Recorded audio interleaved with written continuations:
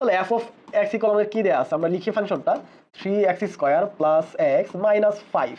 তাহলে এক নম্বর আমাদের যদি সলভ করতে বলে বা এ নাম্বার কি বলা হয়েছে এফ অফ -2, তাহলে আমি বসাই -2, তাহলে কি হবে এফ অফ -2 ইকুয়াল হবে 3 ইন্টু -2² প্লাস -2 মাইনাস 5 ইকুয়াল কি হবে 2² 4, স্কোয়ার থাকলে নেগেটিভ ভিতরে চলে যাবে, ভিনিশ হয়ে যাবে, 2² 4, 3 ইন্টু 4 প্লাস মাইনাসে -2 মাইনাস 5।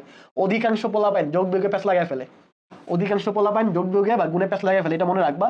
প্লাস প্লাসে কি হবে প্লাস বা পজিটিভ জিনিস, মাইনাস মাইনাস কি হবে পজিটিভ জিনিস বা পজিটিভ নাম্বার পাবা।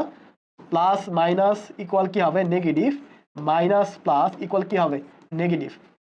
দুইটা জিনিস যখন প্লাসের থাকবে গুণ করলে প্লাস পাবো, যখন দুইটা জিনিস মাইনাস গুণ করলে প্লাস পাবো। প্লাস মাইনাস বা মাইনাস প্লাস হলে দুইটাই কি পাবো নেগেটিভ পাবো।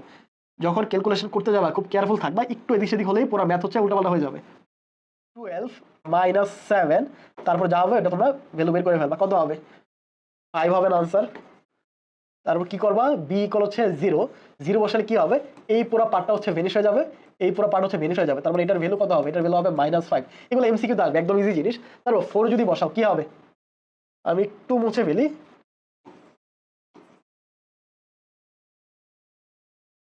4 যদি বসাই তাহলে কি হবে, এখানে 4 বসাই দিই আমি, এটা হচ্ছে আমাদের কত নাম্বারের সি নাম্বারের ভ্যালু। তাহলে কি হবে 4 4 4 স্কয়ার কত হবে 16, 3 ইন্টু 16 প্লাস 4 মাইনাস 5 ইকুয়াল কি পাবা 48 প্লাস 4 মাইনাস 5, এখান থেকে পাবা তোমরা 47।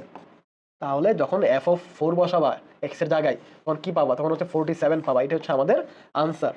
তাহলে 0.5 কি বসাবা, এটা হচ্ছে তোমাদের হোমওয়ার্ক, এটা তোমরা করবা নিজেরা। 0.5 বসালে ভ্যালুটা কত আসবে এটা কমেন্ট করে জানাতে পারো।